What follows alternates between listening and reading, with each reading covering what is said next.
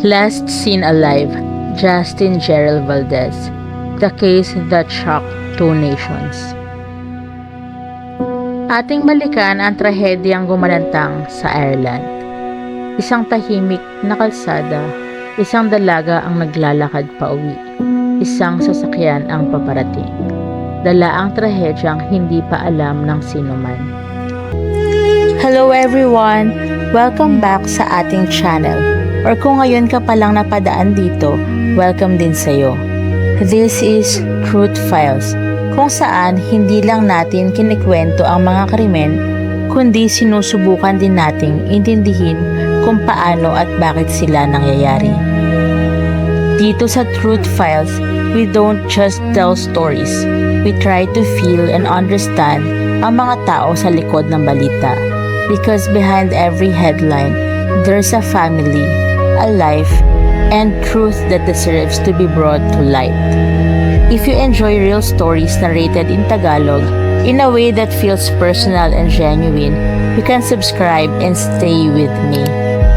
Kabilang sa mga unang OFW sa Ireland ang mag-asawang sina Teresita at Danilo Valdez. Katulad ng maraming OFWs, nangarap sila ng mas maayos na buhay para sa kanilang pamilya. Mayroon silang isang anak, si Justin Gerald Valdez. Ngunit ang pangarap na iyon ay may kapalit.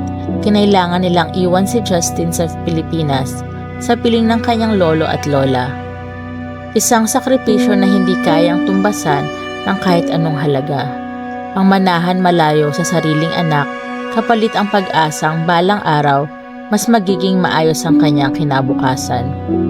Noong early 2000s, dumating sina Danilo at Teresita sa Ireland. Nagsimula sila sa simpleng trabaho. Si Teresita bilang housekeeper at si Danilo bilang hardinero, katulad ng propesyon niya sa Pilipinas. Hindi naging madali ang buhay sa umpisa, ngunit sa paglipas ng panahon, unti-unti nilang naitayo ang kanilang buhay sa banyagang bansa. Nakapag-adjust, nakapag-ipon, at kalaunan ay naging permanent residents hanggang sa tuluyang maging Irish citizens. Ngunit kahit sa panibagong buhay, naramdaman nila ang kawalan ng anak sa kanilang piling. Marami silang na-miss. Ang unang hakbang ni Justin, ang mga simpleng tawanan at hapunan na sabay-sabay. Sa kabila ng distansya, hindi nawala ang koneksyon nila bilang pamilya. Sa tulong ng internet at video calls, nakikita nila ang ngiti ni Justin. Ang kanyang tinig ay naririnig at nasusubaybayan ang kanyang paglaki. Tuwing may pagkakataon at sapat na ipon, umuwi sila sa Pilipinas para makasama si Justin, kahit pansamantala lamang. Ngunit iba pa rin ang araw-araw na presensya. Ang simpleng pagsabay sa hapagkainan, pakikipagkwentuhan at tawanan. Sa kabila ng sitwasyon, lumaki si Justin bilang isang mabuting anak. Kilala siya bilang kind, responsible at may malinaw na pangarap sa buhay. Hindi siya nagrebelde. Hindi siya lumihis ng landas. Naiintindihan niya ang sakripisyo ng kanyang mga magulang. Madalas niyang sabihin, "Pag nakatapos ako naman ang tutulong sa inyo." Isang simpleng pangako, ngunit punong-puno ng pagmamahal.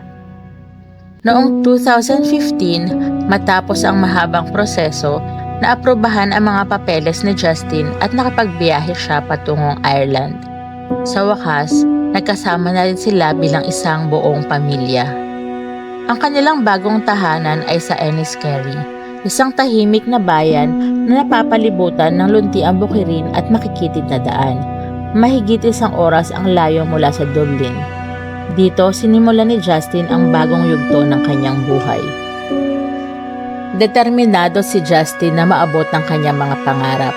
Nag-enroll siya sa Institute of Technology bilang part-time student sa kursong accountancy. Ngunit hindi lang pag-aaral ang kanyang pinagsabay.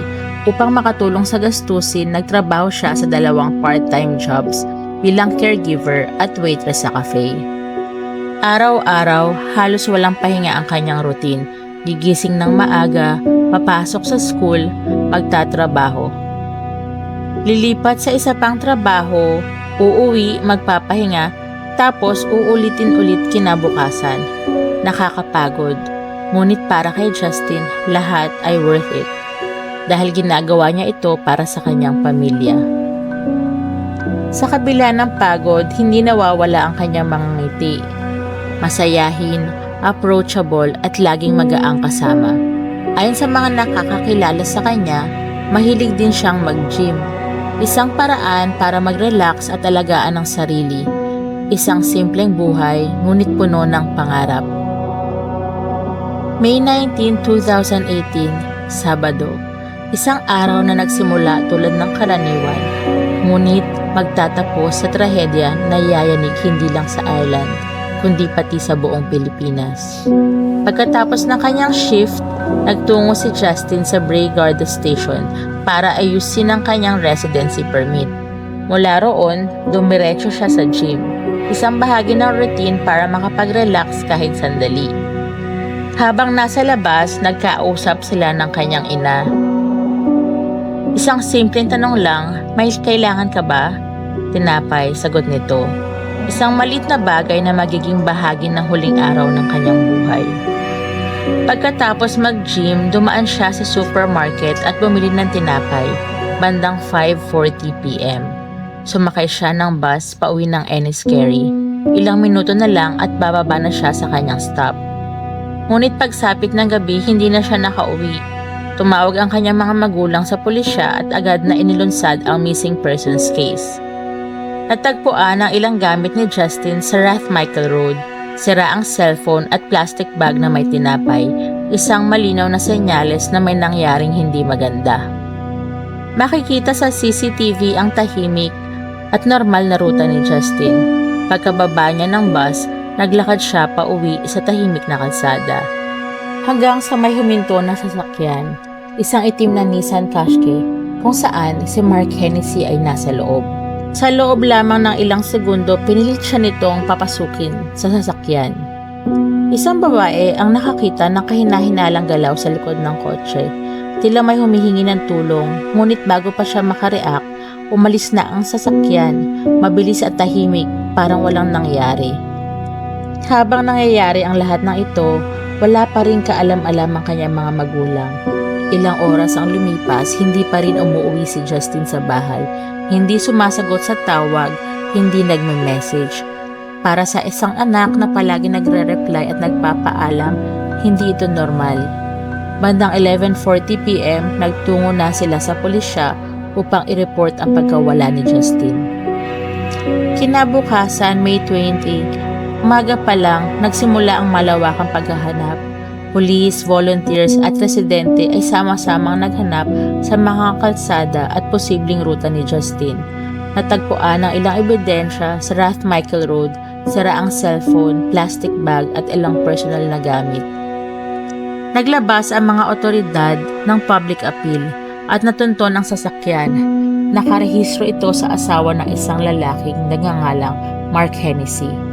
Lumabas ang ulat na si Hennessy ay may problema sa alak at iligal na gawain. Ang security footage ang naging saksi at nagpakita ng huling sandali ni Justin. Sinusubukang makatakas ngunit hindi siya nagtagumpay.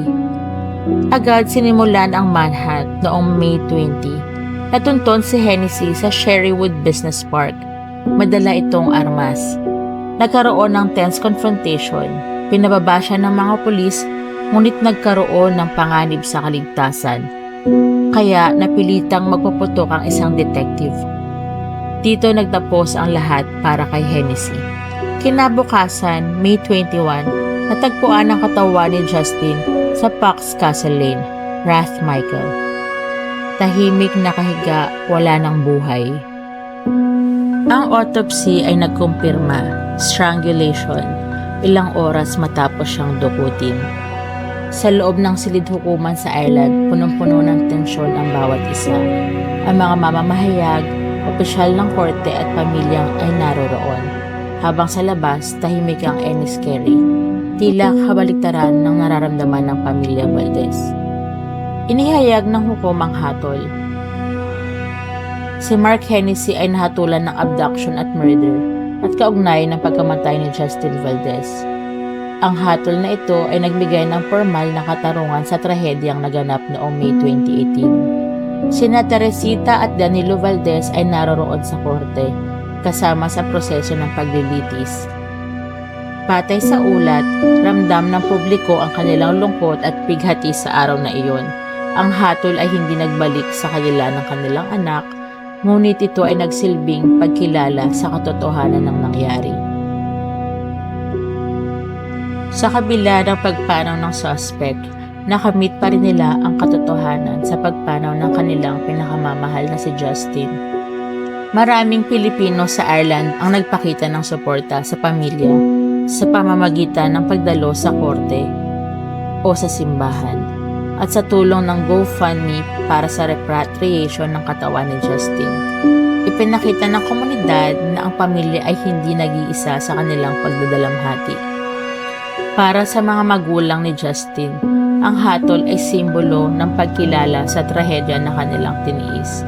Bagamat hindi nito mababalik ang kanilang anak, nagbigay ito ng formal na sagot sa isang pangyayaring nagbago ng kanilang buhay. Sa loob lamang ng 2 araw, isang masayahing anak, isang nangangarap na estudyante, ay nawala. Hindi dahil sa kanyang pagkakamali, kundi dahil sa isang taong gumawa ng masama. Dinala pabalik sa Pilipinas ang bangkay ni Justin. Sa tulong ng komunidad, naging maayos ang repatriation. Nagpasalamat ang pamilya sa lahat ng tumulong, pinansyal, emotional, pati ang therapy. Si Justin, bagamat mabuti at perpekto sa mata ng kanyang mga magulang, ay nagwakas sa pamamagitan ng dahas at isang trahedya na hindi inaasahan. Paalala ito na kahit gaano kalalim ang ating pagmamahal at kahit anong sakripisyong ating gawin, may mga pangyayaring hindi natin kayang kontrolin at minsan, tanging pagtanggap at pag-alaala ang maiiwan sa atin. If you made it until the end, thank you for staying. Kung may gusto kang kaso na i-cover natin next time, you can leave it in the comment section. And if this story stayed with you, even quietly, stay with me. Marami pa tayong kwento at katotohanang bubuksan at tatalakayin. Ingat ka palagi. God bless.